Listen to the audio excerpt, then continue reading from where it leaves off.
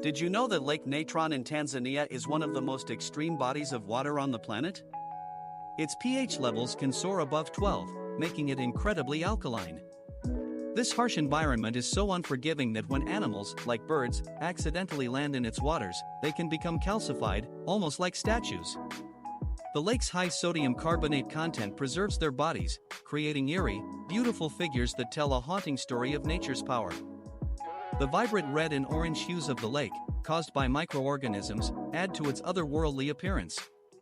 It's a reminder of how life and death coexist in the most unexpected places.